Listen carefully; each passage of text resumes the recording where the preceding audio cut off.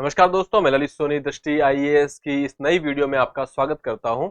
News on app India के इस नए एपिसोड के अंदर हम कुछ ऐसी लोकेशंस के बारे में बात करेंगे जो कि पिछले हफ्ते चर्चा में थी और ये लोकेशंस आपके एग्जाम पॉइंट ऑफ व्यू से काफी इंपॉर्टेंट हो सकती है।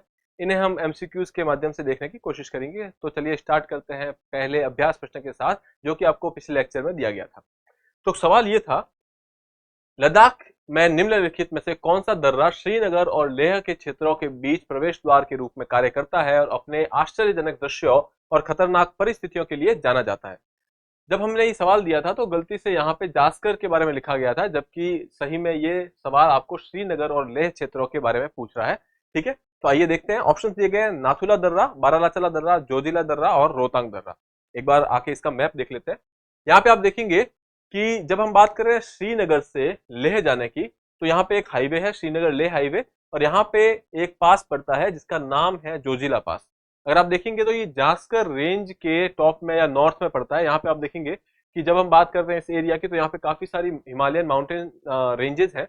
तो यहाँ पे आप देखेंगे ये काराकोरम रेंज है, उसके बाद ये जास्कर रेंज है, इसके नॉर्थ में यहाँ कहीं ये जोजिला पास पड़ता है। अब ये पास जो है श्रीनगर और लेह को कनेक्ट करता है। तो आप यहाँ पे देखेंगे हमारे लिए ये इंपॉर्टेंट हो जाता है सवाल के नजरिए से। तो यहाँ पे आप देखिए आपका उत्तर हो जाएगा सी, जोजिला दर्रा। इसके अलावा कुछ और बातें कर लेते हैं। यहाँ पे देखिए ये बारालाचला पास है। जब बारालाचला दर्रे की बात करते हैं तो ये लेह को मनाली से जोड़ता है, जो कि हिमाचल प्रदेश में है। तो आप ये देखेंगे कि बारालाचला जो है आपके हिमाचल प्रदेश में है। इसके अलावा और भी कई पासेस है जो कि इंपॉर्टेंट हो जाते हैं हमारे लिए। तो आप देखेंगे जम्मू कश्मीर एरिया में 3 इंपॉर्टेंट पास है। एक आपका जोजिला, जो कि हमने देख लिया है। दूसरा पीर पंजाल पास, हमने यहाँ पे देखा था कि कुछ यहाँ पे माउंटेन रेंजेस है, काराकोरम है, जांस्कर है, और यहाँ पे एक पीर पंजाल रेंज भी है। ठीक है, पीर पंजाल रेंज हमारे लिए इंपॉर्टेंट यूं हो जाती है क्योंकि यहाँ पे कई बार आप देखेंगे कि आतंकवादी हमलों की वजह से ये रेंज काफी चर्चा में रहती है। रजौरी पुंछ वाला जो एरिया है ये पीर पंजाल के आसपास पड़ता है। अब वहां पे देखेंगे आप कि यहाँ पे एक पीर पंजाल दर्रा आपके लिए इंपॉर्टेंट हो जाता है। फिर हमने जोजिला के बारे में बात कर लिया। उसके अलावा यहाँ पे एक बनिहाल पास है, बनिहाल दर्रा है, जो कि इंपॉर्टेंट है। इसके अलावा जब हम आते हैं इधर लद्दाख के एरिया में, तो यहाँ पे एक काराकोरम पास है जो कि इंपॉर्टेंट है। खारदुंगला पास इंपॉर्टेंट हो जाता है। इसके अलावा हिमाचल प्रदेश में आप देखेंगे यहाँ पे एक बारालाचला पास है, जिसके बारे में हम बात कर चुके हैं। इसके अलावा यहाँ पे रोहतांग पास है और सिपकिला पास है, ये पासेज भी इंपॉर्टेंट है। फिर उत्तराखंड में मना और लिपुलेख है। जब हम बात करते हैं लिपुलेख पास से, तो आपको याद आ जाना चाहिए कि नेपाल के कुछ ऐसे नेपाल ने कुछ ऐसे क्लेम किए थे कि भारत का कुछ एरिया अब नेपाल का है, जबकि ऐसा नहीं है। जब हम बात करते हैं इस एरिया की, लिपुलेख, लिम्पियाधुरा, काला पानी, ये एरिया काला पानी काली रिवर के जो कोर्स था उसमें शिफ्ट करने की वजह से नेपाल को ये गलतफहमी हो गई है कि ये एरियाज उनके हैं जबकि ये हमारे हैं। तो उसकी वजह से ये लिपुलेख पास भी काफी इंपॉर्टेंट है। ठीक है, अगला देखेंगे आप, सिक्किम के इस एरिया के अंदर 2 इंपॉर्टेंट पास मिलते हैं, नाथुला और जलेपला। अदर देन दैट यहाँ पे आप देखेंगे अरुणाचल प्रदेश में भी काफी सारे पासेज है, आप देख सकते हैं। ठीक है, ये पासेज आपके लिए इंपॉर्टेंट है, सवाल पूछे जाते हैं तो ध्यान रखिएगा।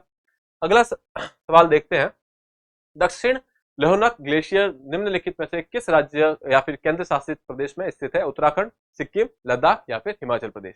जब हम बात कर रहे हैं दक्षिण लोहनक ग्लेशियर की या फिर साउथ लोहनक ग्लेशियर की, तो अभी बीच में इस ग्लेशियर की वजह से जो लेक्स बनती है, जो झीलें बनती है, उसमें बाढ़ की वजह से या फिर उस झील के फटने से बाढ़ आ गई थी, उसकी वजह से ये एरिया न्यूज में था। जब हम बात करें ये कहाँ पे स्थित है, तो आप ये मैप देखिए, ये सिक्किम का मैप है और यहाँ पे आप उत्तर में आप पाएंगे कि यहाँ पे साउथ लोहनक लेक है।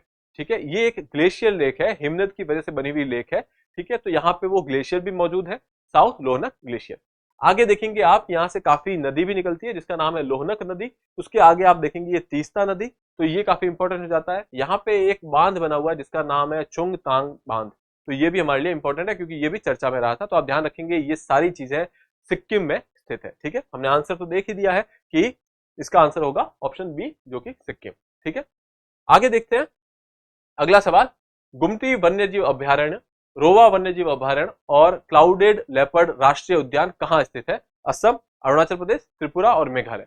हम इनके बारे में बात इसलिए कर रहे हैं कि अभी प्रधानमंत्री अभी एक पर्टिकुलर स्टेट में गए थे, वहां पे विजिट में उन्होंने वहां की जनता को एड्रेस किया और इसी वजह से वो जो राज्य है वो चर्चा में था और उस राज्य का नाम है त्रिपुरा। और ये सारी की सारी प्रोटेक्टेड एरियाज जो है त्रिपुरा में मौजूद है। ठीक है, यहाँ आप मैप में देखेंगे, जब त्रिपुरा के मैप की बात करें तो यहाँ पे उत्तर पूर्व में आप पाएंगे कि यहाँ रोवा वाइल्ड लाइफ सेंचुरी है। इसके अलावा यहाँ पे गुमटी वाइल्ड लाइफ सेंचुरी या फिर वन्य जीव अभ्यारण्य है।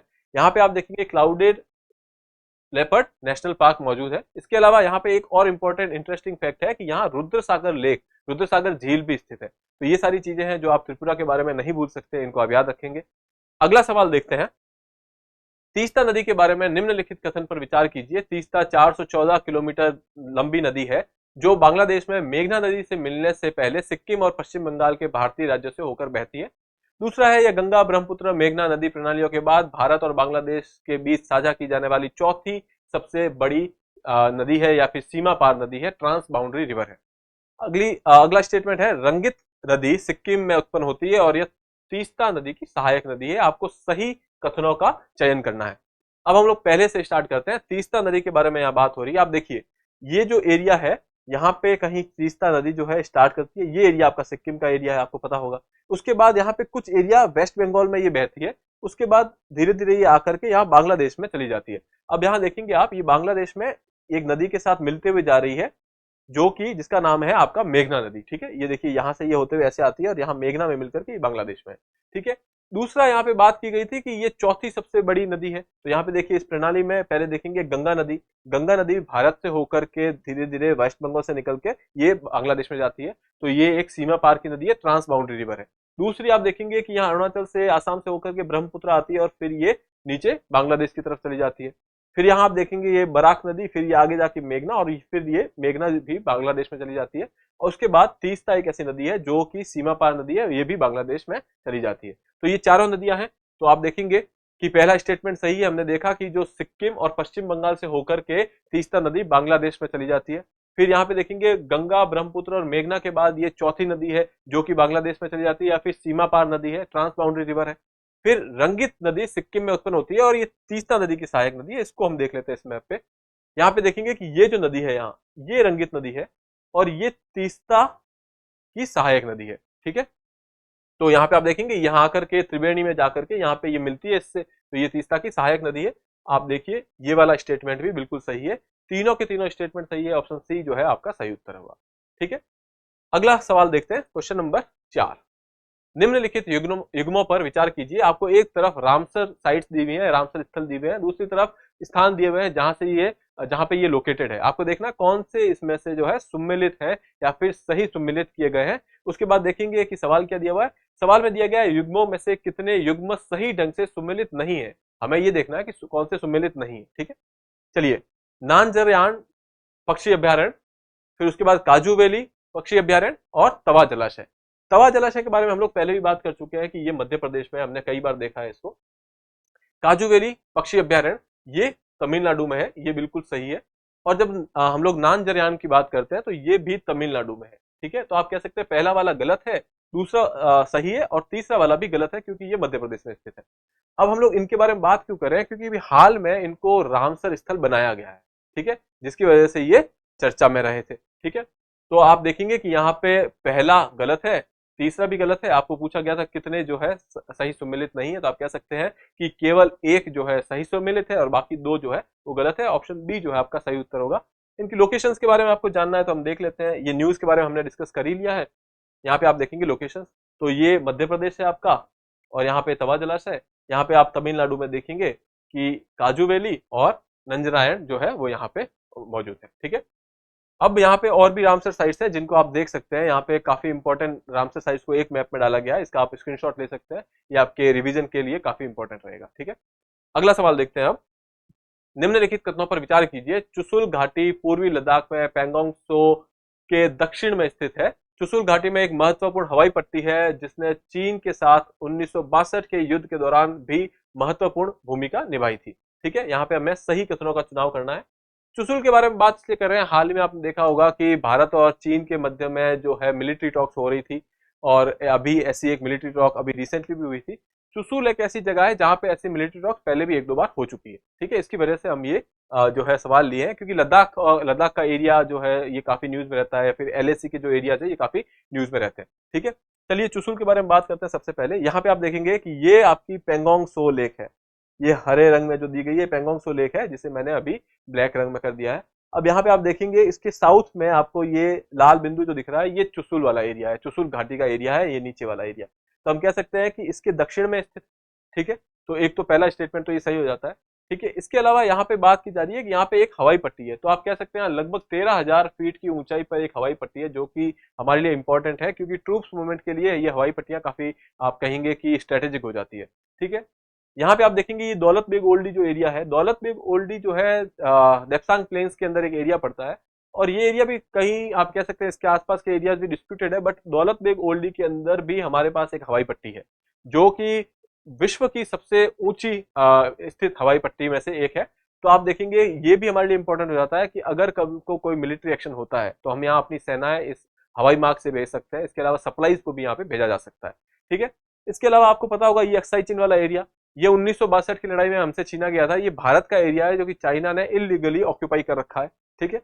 इसके आसपास कुछ एरिया जो इंपॉर्टेंट हो जाता है, जो गलवान वैली, आपको पता होगा ये जो एरिया है यहाँ पे लाइन ऑफ एक्चुअल कंट्रोल है, और उसी के आसपास ये गलवान वैली पड़ती है, और यहाँ पे 2020 के आसपास काफी अग्रेशन हुआ था, जिसकी वजह से ये चर्चा में रही थी। उसके अलावा हॉट स्प्रिंग का एरिया, पेंगोंग सो लेक का एरिया, ये सारे एरिया न्यूज में रहते हैं। इसके अलावा डेमचोक का एरिया भी काफी न्यूज में रहता है। ठीक है। तो हमने ये देख लिया है। यहाँ चुशुल के बारे में कुछ फैक्ट्स दिए हुए हैं जो हमने बात की है। चुशुल घाटी के एरिया में काफी सारे छोटे छोटे पहाड़ है, या फिर यूं कहें कि टूटे हुए पहाड़ है। ठीक है। जैसे कि थाटोंग, black top, helmet top, Gurung hills, Magar hills, ये सारे एरियाज हैं। इसके अलावा कुछ और एरिया है जैसे कि रेचिनला, यहाँ पे आप देखेंगे रेजांगला, ये काफी इंपॉर्टेंट एरियाज है जो कि आप याद रखेंगे। इसके अलावा हमने हवाई पट्टी के बारे में बात करी थी। ठीक है। वापस आ जाते हैं सवाल पर, स्टेटमेंट देख लेते हैं वापस। चुशुल घाटी पूर्वी लद्दाख के पेंगोंग सो के दक्षिण में स्थित है, ये बिल्कुल सही है। यहाँ पे हवाई पट्टी है जो कि 1962 के युद्ध में काफी काम आई थी और महत्वपूर्ण भूमिका निभाई है, तो ये भी सही है। ऑप्शन सी जो है वो आपका सही उत्तर होगा। ठीक है। अगला सवाल देखते हैं, छठा सवाल। अंडमान और निकोबार द्वीप समूह 836 द्वीपों का एक समूह है जो 150 किलोमीटर चौड़ी 10 डिग्री चैनल द्वारा दो समूहों में उत्तर में अंडमान द्वीप और दक्षिण में निकोबार द्वीप को विभाजित करती है। ठीक है। फिर ग्रेट निकोबार या फिर निकोबार द्वीप समूह का सबसे बड़ा और सबसे दक्षिणी हिस्सा है। इसके अलावा इंदिरा पॉइंट सबसे दक्षिणी बिंदु अंडमान द्वीप में स्थित है। ये तीन हमारे पास स्टेटमेंट है, हमें देखना है कि कितने यहाँ पे सही है। अंडमान निकोबार के बारे में बात करें पहला स्टेटमेंट को ध्यान में रखते हुए, तो आप देखेंगे कि ये अंडमान का मैप है, इसके नीचे यहाँ पे देखेंगे ये निकोबार आइलैंड का समूह है, और इनके बीच में जो ये लाइन जो इसको डिवाइड कर रही है, इसको आप कह सकते हैं ये 10 डिग्री नॉर्थ लैटिट्यूड की लाइन है। ठीक है। 10 डिग्री चैनल जिसे कहा जाता है। तो 10 डिग्री चैनल इन दोनों को अलग कर रही है। इसके उत्तर में अंडमान आइलैंड्स है, दक्षिण में निकोबार आइलैंड्स है। यहाँ पे आप देखिए ये अलग अलग में डिवाइड किया हुआ, उत्तरी Andaman, middle Andaman, lower Andaman, little Andaman. वैसे ही निकोबार को भी डिवाइड किया हुआ है, कार निकोबार, फिर आपका लिटिल निकोबार, और नीचे है ग्रेट निकोबार। जब आप यहाँ नीचे देखेंगे ग्रेट निकोबार, तो आप पाएंगे कि ये साइज के हिसाब से निकोबार का सबसे बड़ा आइलैंड है, और इसका जो दक्षिणी पॉइंट है इसको हम लोग इंदिरा पॉइंट कहते हैं। अब जो ये इंदिरा पॉइंट है, आपको पता होगा कि इंदिरा पॉइंट भारत की टेरिटरी का सबसे दक्षिणी हिस्सा है, दक्षिणी पॉइंट है, और वहीं पे आपको पता होगा कन्याकुमारी भारत मेनलैंड का सबसे दक्षिणी पॉइंट है। तो आप कंफ्यूज नहीं होंगे, ये भारत की टेरिटरी का अंडमान एंड निकोबार को मिला करके सबसे दक्षिणी पॉइंट है। ठीक है। तो ये कुछ बातें हो गई निकोबार आइलैंड के बारे में। इसके अलावा यहाँ पे कुछ प्रोजेक्ट है जो काफी चर्चा में है, वो जिसका नाम है ग्रेट निकोबार आइलैंड प्रोजेक्ट। ये प्रोजेक्ट हमारे लिए इंपॉर्टेंट है क्योंकि ये स्ट्रेटेजिक एरिया में है। आपको पता होगा मलक्का स्ट्रेट वाला सी रूट जो है यहाँ से इसके पास से होके जाता है।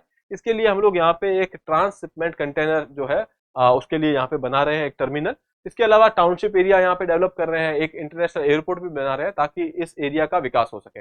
लेकिन इसको लेकर के काफी कुछ ऐसे कंसर्न्स भी है कि इसकी वजह से यहाँ के जो लोग हैं, यहाँ की जो जनजातियां रहती है, जैसे शोम्पेन्स हैं, ओंग्स हैं, अंडमारी और निकोबारी जो जनजातियां हैं, उनको यहाँ से रिप्लेस करना पड़ सकता है। तो ये कुछ कंसर्न्स है। इसके अलावा इन्वायरमेंट को लेकर के भी काफी कंसर्न है।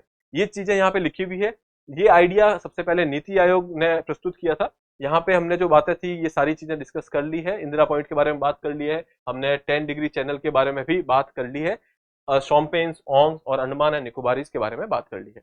यहाँ पे आप देखेंगे, वापस सवाल को देखते हैं। पहला जो स्टेटमेंट है ये कह रहा है अंडमान एंड निकोबार द्वीप समूह जो है 150 किलोमीटर चौड़ी 10 डिग्री चैनल द्वारा ये अलग किया जाता है, तो ये बिल्कुल सही है। दूसरा, ग्रेट निकोबार द्वीप समूह का सबसे दक्षिणी और सबसे बड़ा द्वीप है, ये भी बिल्कुल सही है। इंदिरा पॉइंट दक्षिणी बिंदु अंडमान द्वीप में स्थित है, जबकि ऐसा नहीं है, ये आपके ग्रेट निकोबार द्वीप समूह में स्थित है।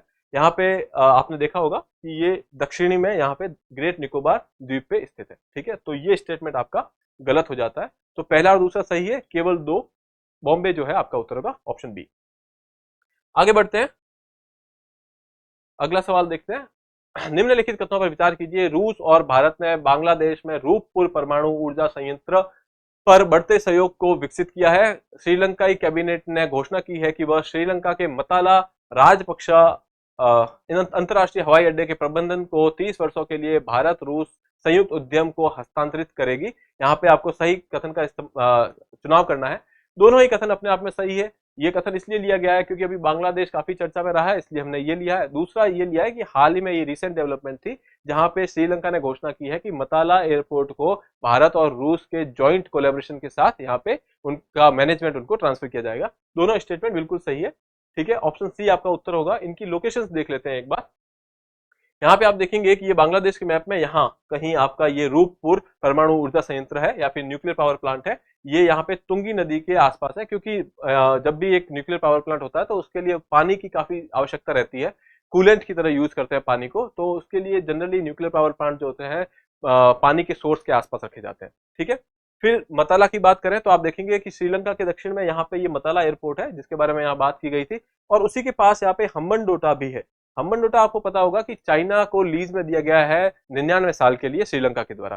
ठीक है, अब चाइना यहाँ पे अगर अपनी प्रेजेंस रखती है तो भारत के लिए भी हो जाता है जरूरी कि वो भी श्रीलंका में अपनी प्रेजेंस रखे। तो ये एक पॉजिटिव स्टेप है भारत के दृष्टि से। ठीक है, आगे बढ़ते हैं। अगला सवाल 8वां, निम्नलिखित कथनों पर विचार कीजिए। नंदा देवी बायोस्फीयर रिजर्व देश का दूसरा बायोस्फीयर रिजर्व है जो 3 जिलों में फैला हुआ है। नंदा देवी राष्ट्रीय उद्यान, फूलों की घाटी राष्ट्रीय उद्यान, दोनों को यूनेस्को विश्व धरोहर स्थल के रूप में मान्यता प्राप्त है। पहले स्टेटमेंट की बात करें, आपको यहाँ पे देखना है कितने स्टेटमेंट सही है। पहला स्टेटमेंट देखते हैं, नंदा देवी बायोस्फीयर रिजर्व देश का दूसरा बायोस्फीयर रिजर्व है जो 3 जिलों में फैला हुआ है। जब हम बात करते हैं ये दूसरा है तो ये बिल्कुल बात सही है, क्योंकि ये फैक्ट है जो आपको पता होना चाहिए। आप मुझे कमेंट में ये बताएंगे कि पहला बायोस्फीयर रिजर्व कौन सा था भारत का। यहाँ रही बात 3 जिलों के बारे में, तो आप देखिए इस मैप को। इस मैप में आप पाएंगे कि ये उत्तराखंड में जो है नंदा देवी स्थित है, और इसके अलावा जब हम यहाँ पे 3 जिलों की बात करें तो आप पाएंगे कि नंदा देवी के पास चमोली, पिथौरागढ़ और बागेश्वर, ये 3 जिले हैं। ठीक है, तो ये पहला स्टेटमेंट आपका बिल्कुल सही हो जाता है।